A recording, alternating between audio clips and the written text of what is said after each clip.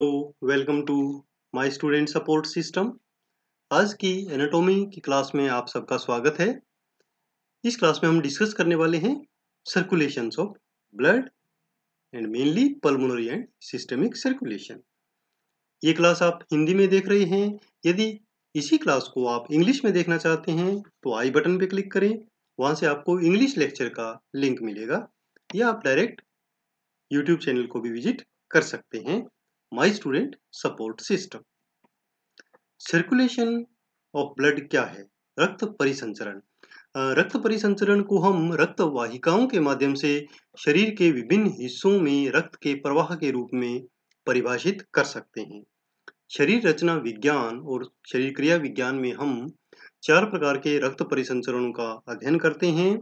एक है pulmonary circulation, systemic circulation, foetal circulation एवं पोर्टल सर्कुलेशन। इस लेक्चर में हम स्टडी करेंगे पल्मोनरी और सिस्टेमिक सर्कुलेशन का। फीटल और पोर्टल सर्कुलेशन हम नेक्स्ट क्लास में स्टडी करने वाले हैं। पल्मोनरी सर्कुलेशन क्या है? इसे हम फुफ्फुसीय परिसंचरण कहेंगे हिंदी में। फुफ्फुसीय परिसंचरण को हृदय के दाएं वेंट्रिकल से फेफड़ों तक और वापस आलिंद में रक्त का जो संचलन है या फ्लो है उसके रूप में परिभाषित किया गया है। दूसरे शब्दों में हम कह सकते हैं कि हृदय से फेफड़ों तक रक्त का प्रवाह और फेफड़ों से वापस हृदय में रक्त के प्रवाह को ही हम फुफ्फुसीय परिसंचरण के रूप में जानते हैं। कैसे होगा ये फ्लो? सबसे पहले जो फुफ्फुसीय धमनी या पल्मोनरी आर्टरी है वो हार्ट के दाहिने वेंट्रिकल के ऊपरी हिस्से से ऑक्सीजन रहित ब्लड को लेती है, ग्रहण करती है। फिर ये ऊपर जाकर 5वें जो वक्षीय या थोरेसिक वर्टिब्रा है वहाँ डिवाइड हो जाती है राइट और लेफ्ट पल्मोनरी आर्टरी या फुफ्फुसीय धमनी में। वहाँ से ये लंग्स की तरफ दोनों एक एक चली जाती हैं। जो बाईं फुफ्फुसीय धमनी है वो बाईं फेफड़े तक जाती है, जहाँ ये 2 शाखाओं में विभक्त होती है। प्रत्येक शाखा एक लोब में डीऑक्सीजनेट ब्लड को लेकर जाती है।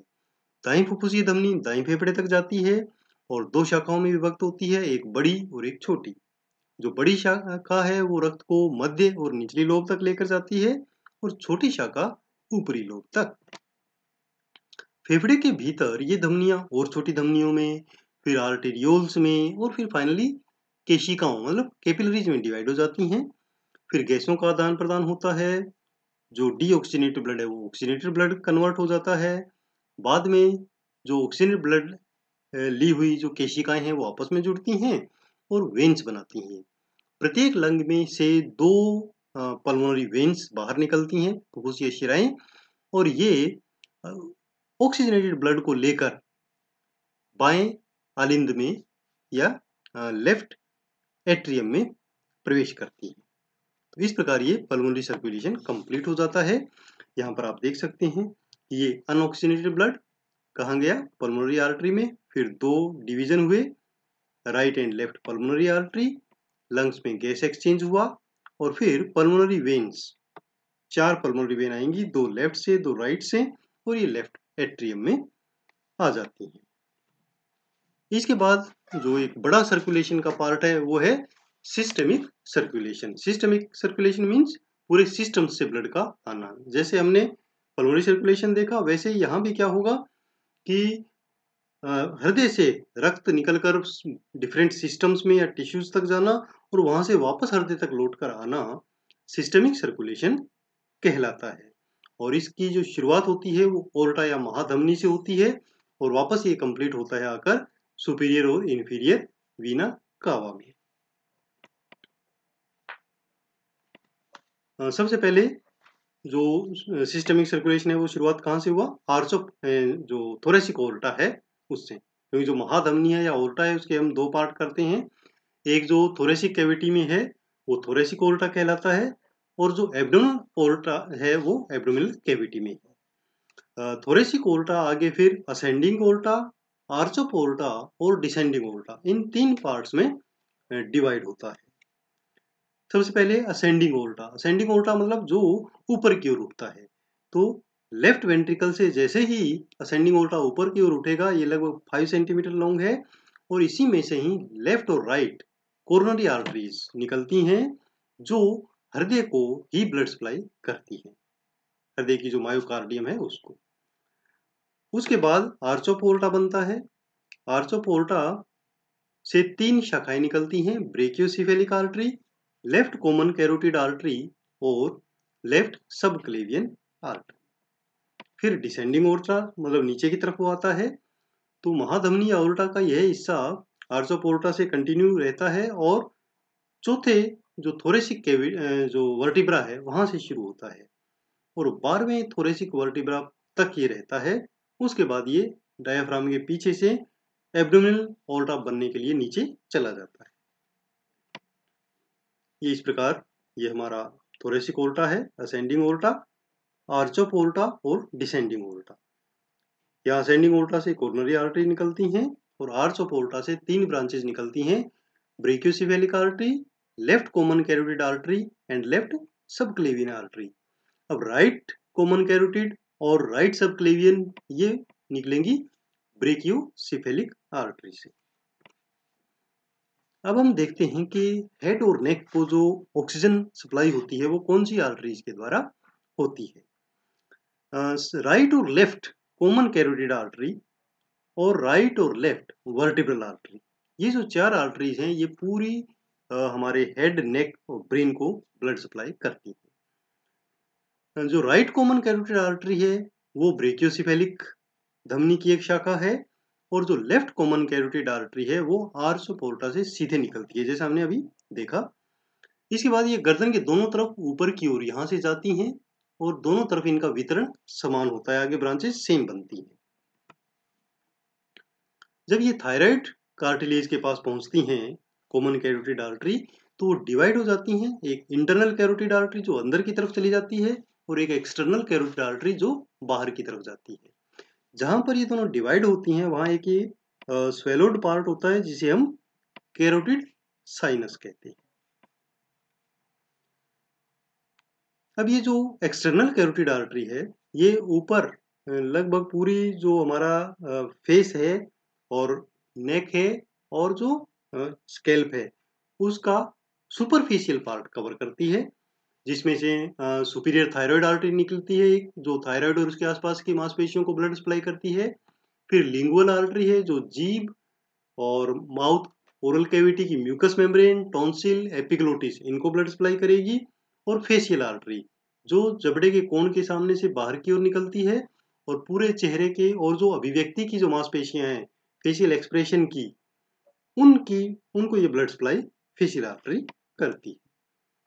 इसके बाद और आर्टरीज निकलती हैं इसमें से, जैसे ऑक्सीपिटल आर्टरी है वो खोपड़ी के पीछे की ओर ब्लड देती है, टेम्पोरल आर्टरी जो कान के सामने से ऊपर की ओर जाती है और फ्रंटल, टेम्पोरल और पेराइटल पार्ट को ब्लड सप्लाई करेगी।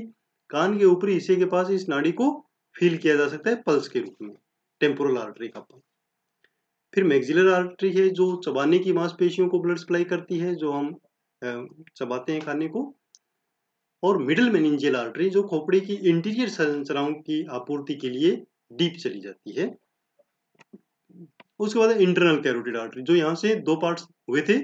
जो इंटरनल कैरोटिड आर्टरी है वो बिल्कुल अंदर जाती है और जो सर्कुलस आर्टेरियोसस है या विलीज का चक्र, सर्कल ऑफ विलीज वो बनता है और मस्तिष्क के बड़े हिस्से को ये ब्लड सप्लाई करती है। इसकी कुछ और शाखाएं भी हैं जो आंखों को और फोरहेड को और नोज को ब्लड सप्लाई करती हैं। ये जो 4 बड़ी धमनियां हैं जो विलीज चक्र के निर्माण में योगदान देती हैं वो कौन कौन सी हैं। 2 तो इंटरनल कैरोटिड आर्टरी हैं जो अंदर से जाती हैं और 2 वर्टिब्रल आर्टरी हैं जो पीछे से जाती हैं। अब जो वर्टिब्रल आर्टरी हैं वो कहाँ से आती हैं, सब क्लेवियन आर्टरी से ऊपर की ओर आकर फोरामेन में जो फोरामेन हैं ट्रांसवर्स प्रोसेस में सर्वाइकल वर्टिब्रा के उनमें से होते हुए फोरामेन मैग्नम से होकर अंदर प्रवेश कर जाती है। अब वहां जाकर ये दोनों आपस में जुड़ जाती हैं और बेजिलर आर्टरी का निर्माण करती हैं। बेजिलर आर्टरी आगे 2 भागों में डिवाइड होती है, लेफ्ट और राइट पोस्टीरियर सेरिब्रल आर्टरी जो सर्कल ऑफ विलीज के निर्माण में भाग लेती है। इसी प्रकार जो इंटरनल कैरोटिड आर्टरी थी वो आगे डिवाइड होती है एंटीरियर सेरिब्रल आर्टरी और मिडिल सेरिब्रल आर्टरी के रूप में। दोनों एंटीरियर सेरिब्रल आर्टरी आपस में जुड़ती हैं एंटीरियर कम्युनिकेटिंग आर्टरी की सहायता से और दो पोस्टीरियर कम्युनिकेटिंग आर्टरी होती हैं जो मिडिल और पोस्टीरियर सेरेब्रल जो आर्टरी है उनको कनेक्ट करती हैं। इस प्रकार ये एक सर्किल कंप्लीट होता है और ये सर्किल या सर्किल ऑफ विलीज पूरे ब्रेन को अनइंटरप्टेड ब्लड सप्लाई करता रहता है। चाहे कोई एक जो आर्टरी है वो डैमेज हो जाए तो भी ब्लड सप्लाई कंटिन्यू रहती है क्योंकि एक सर्किल बना हुआ है।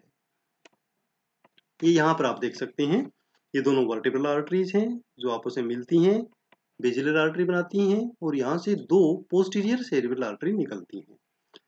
और इधर जो ये कैरोटिड आर्टरी है इससे मिडिल सेरेब्रल आर्टरी और एंटीरियर सेरेब्रल आर्टरी निकलती हैं। तो ये जो एंटीरियर सेरेब्रल आर्टरी हैं ये आपस में यहाँ जुड़ती हैं एंटीरियर कम्युनिकेटिंग आर्टरी की सहायता से, और ये जो पोस्टीरियर कम्युनिकेटिंग आर्टरी है एक यहाँ पर और एक यहाँ पर दो हैं, ये मिडिल सेरेब्रल आर्टरी को जोड़ती हैं पोस्टीरियर सेरेब्रल आर्टरी से। इस प्रकार एक ये सर्किल कंप्लीट होता है, सर्कल ऑफ विलीज। अब है कि जो वीनस रिटर्न है हेड और नेक से वो वापस कैसे आएगा।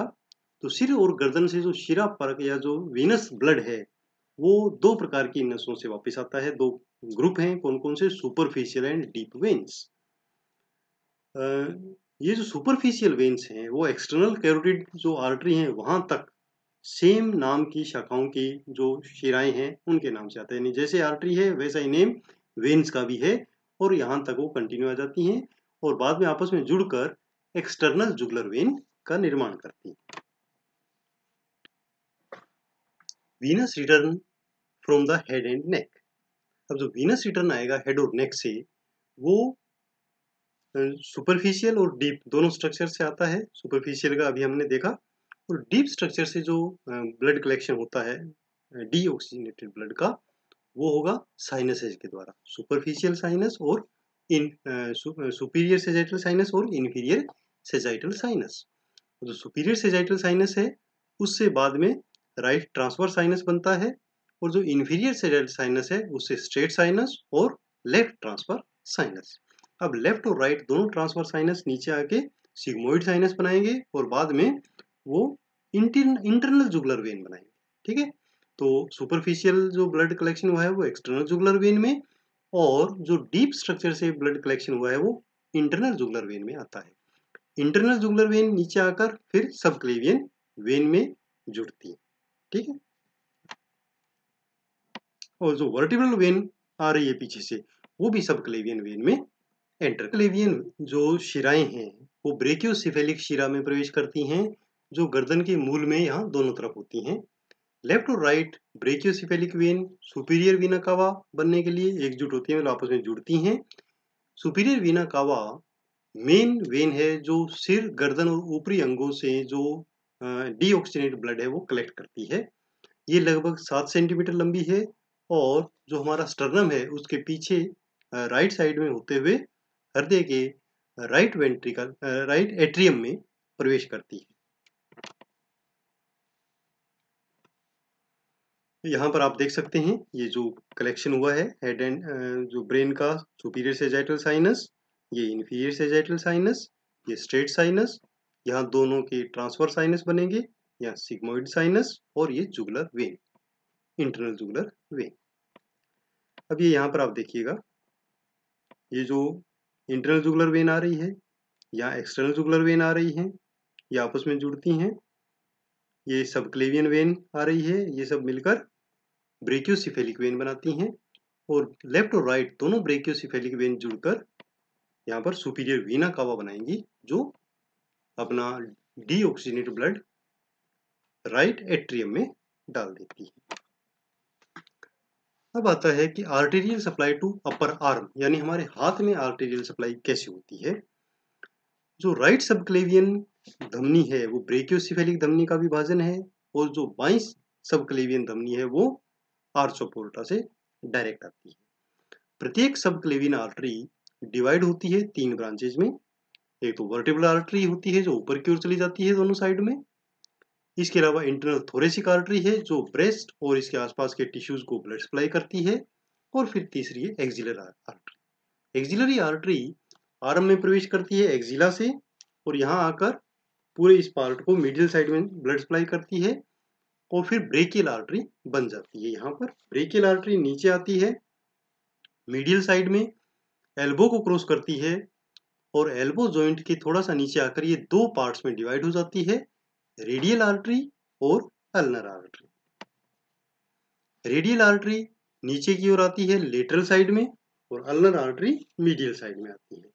यहाँ जब ये नीचे आती है तो रेडियल बोन के यहाँ पर हम पल्स फील कर सकते हैं इसकी रेडियल पल्स के रूप में। और तो अल्नर आर्टरी नीचे आई है, ये फोर या रिस्ट को क्रॉस करके या पामर आर्च बनाती है, दोनों मिल जाती हैं आपस में और यहाँ से छोटी छोटी आर्टरीज निकलती हैं जो पाम और जो फिंगर्स हैं उनको ब्लड सप्लाई करती है। यहाँ पर ये पामर आर्टरी और डिजिटल आर्टरीज का निर्माण करती है। अब है वीनस रिटर्न। हाथ से वीनस रिटर्न कैसे होता है? जो वीनस रिटर्न है वो दो टाइप की वेन से होता है, दो ग्रुप हैं, सुपरफिशियल वेन्स और डीप वेन्स। जो सुपरफिशियल वेन्स हैं वो हमारे हाथ में यहाँ पर बननी शुरू होती हैं, सारा ब्लड यहाँ से कलेक्ट करती हैं। और जो मुख्य वेन है सुपरफिशियल वो होंगी cephalic veins, basilic vein, median when और मीडियन क्यूबिटल वेन। इसी प्रकार जो डीप वेन्स हैं वो आर्टरी के साथ साथ चलती हैं, जैसे जैसे आर्टरी गई थी डीप वैसे ही उनके साथ साथ रहेंगी और सेम नाम होगा, जैसे palmar metacarpal veins, deep palmar venous arch, ulnar and radial veins, brachial vein, axillary vein, subclavian when और उसके बाद ब्रेकियोसिफेलिक वेन, सुपीरियर वेना कावा और फाइनली ब्लड आ जाएगा राइट एट्रियम के अंदर। यहाँ पर आप देख सकते हैं कि जैसे आर्टेरियल सप्लाई के दौरान ये एक्सिलरी आर्टरी, यहाँ ब्रेकियल आर्टरी, या रेडियल और अल्नर आर्टरी, और यहाँ पामर वीन जो आर्च बनता है वो, ठीक है, डीप और सुपरफिशियल। इसी प्रकार जो वीनस कलेक्शन है ये बहुत सारी वेन्स होती हैं और सुपरफिशियल और डीप ग्रुप होता है इनका, और फाइनली ये एक्सिलरी वेन में, एक्सिलरी से सब क्लेवियन वेन में, सब क्लेवियन से ब्रेकियोसिफेलिक वेन में, फिर सुपीरियर वीना कावा में। इस प्रकार ये पूरा ब्लड घूमकर वापस हार्ट में आ जाता है। उसके बाद है आर्टेरियल सप्लाई थोरेसिक कैविटी की। थोरेसिक कैविटी में जो आर्टेरियल सप्लाई होती है वो मेन डिसेंडिंग ओर्टा से होती है। इसमें कई पेयर्ड और कई अनपेयर्ड आर्टरीज होती हैं जो थोरेसिक कैविटी के अंगों को ब्लड सप्लाई करती है। पेयर्ड आर्टरी में तो ब्रोंकियल आर्टरी है जो ब्रोंकाई यानी लंग्स के जो पार्ट हैं उनकी शाखाओं को, फेफड़ों के कनेक्टिव टिश्यू को और लिम्फ नोड्स को ब्लड सप्लाई करती है। इसके अलावा इसोफेजियल आर्टरी है जो इसोफेगस को ब्लड सप्लाई करेगी। इंटरकोस्टल आर्टरीज आप देखिए ये जो रिब्स हैं इनके साथ साथ चलती हैं, तो बहुत सारी इंटरकोस्टल आर्टरीज हर रिब के लिए अलग वो यहाँ से निकलती हैं और उसके निचले बॉर्डर पर चलती हैं। और यहाँ की जो मसल्स हैं इंटरकोस्टल मसल्स, बोन्स, रिब्स की स्किन और इसके नीचे जो भी कनेक्टिव टिश्यू हैं उन सबको ये ब्लड सप्लाई करती है। अब वीनस कलेक्शन कैसे होगा? जो थोरेसिक कैविटी की जो अंग हैं उनका वीनस कलेक्शन होता है एजाइगस और हेमी एजाइगस वेन के द्वारा। जो एजाइगस वेन है उसमें मुख्य जो वेन्स जुड़ती हैं वो हैं bronchial, oesophageal, intercostal when. Azygos when ऊपर जाकर सुपीरियर वीना कावा से जुड़ती है और जो हेमी एजाइगस है वो पहले ऊपर जाकर जो लेफ्ट साइड की ब्रेकियोसिफेलिक वेन है उससे जुड़ती है और बाद में वो ऑटोमेटिकली सुपीरियर वीना कावा और फिर राइट एट्रियम में आ जाती है। उसके बाद है कि जो एब्डोमिनल या जो पेट के अंग हैं, पेट वहां पर ब्लड सप्लाई कैसे होती है? तो एब्डोमिनल जो ऑर्गन है उनमें ब्लड सप्लाई के लिए मेन एब्डोमिनल ओर्टा है जो डिसेंडिंग ओर्टा का, थोरेसिक ओर्टा का एक पार्ट होता है। यह लगभग फोर्थ लंबर जो वर्टिब्रा है वहां जाकर ये डिवाइड हो जाती है राइट और लेफ्ट कॉमन इलियक आर्टरी में, ठीक है। तो इससे पहले ये जो पार्ट है यहाँ से पूरी ब्लड सप्लाई एब्डोमिनल ऑर्गन्स को होती है। जो एब्डोमिनल ओर्टा है उसकी जो ब्रांचेज हैं वो पेयर्ड भी होती हैं और कुछ अनपेयर्ड होती हैं। जो पेयर्ड ब्रांच हैं वो inferior phrenic arteries, renal arteries और टेस्टिकुलर आर्टरीज हैं मेल्स के अंदर, और फीमेल्स में ओवेरियन आर्टरीज है। इसी प्रकार अनपेयर्ड या अकेली आर्टरीज भी हैं, जैसे coeliac artery, left gastric artery, hepatic artery, superior mesenteric artery और इंफीरियर मिजेंट्रिक आर्टरी। ये सारे पेट के अंगों को ऑक्सीजनेटेड ब्लड की सप्लाई करती हैं। अब यहाँ से वीनस रिटर्न कैसे होगा? एक तो पोर्टल वेन बनेगी। जो पोर्टल सर्कुलेशन हम स्टडी करेंगे उसमें आपको पता लगेगा कैसे इसका निर्माण होता है। तो पोर्टल वेन में बहुत सारी वेन्स आकर मिलती हैं, जैसे splenic when, inferior mesenteric when, superior mesenteric when, gastric when और सिस्टिक वेन। जो पोर्टल वेन और टेस्टिक्युलर या ओवेरियन वेन और जो एड्रीनल वेन है वो आपस में मिलकर जुड़ जाती हैं इंफीरियर वीना कावा से। इंफीरियर वीना कावा बाद में राइट एट्रियम में अपना अनऑक्सीजनेटेड ब्लड डाल देता है, तो ये भी एक सर्कुलेशन कंप्लीट हो जाता है। उसके बाद आता है कि जो लोअर लिम्ब है यानी हमारा पैर है उसमें ब्लड सप्लाई कैसे होती है, पैर और पेल्विस में। तो भी हमने आज देखा था कि जो कॉमन इलियक आर्टरी बनती है वो सैक्रोइलियक जॉइंट के पास जाकर दो पार्ट्स में डिवाइड हो जाती है, एक इंटरनल इलियक आर्टरी और एक्सटर्नल इलियक आर्टरी। इंटरनल जो इलियक आर्टरी है वो पेल्विक और उसके अंगों को ब्लड सप्लाई करती है पेल्विस के अंदर, और जो एक्सटर्नल इलियक आर्टरी है वो इंगुइनल लिगामेंट के पीछे से थाई में आ जाती है और यहाँ पर आकर वो फीमोरल आर्टरी बन जाती है। फीमोरल आर्टरी थाई की कुछ संरचनाओं को ब्लड सप्लाई करती है और जो सुपरफिशियल पेल्विस के जो ऑर्गन है, स्किन है, वहाँ ब्लड सप्लाई करेगी। नीचे आकर ये पोस्टीरियर साइड में चलती है और जो पोप्लिटियल स्पेस है, पोप्लिटियल स्पेस क्या है? नी के पीछे का पार्ट, वहाँ पर आकर ये दो पार्ट्स में डिवाइड हो जाती है, anterior and posterior tibial artery. Anterior tibial artery आगे की ओर आ जाती है टिबिया में और सामने की जो संरचनाएं हैं पैर के नीचे की उनको ब्लड सप्लाई करती है। निचले सिरे पर ये डोर्सेलिस पीडिस आर्टरी बनाती है जो प्लांटर आर्च के गठन में सहयोग करती है।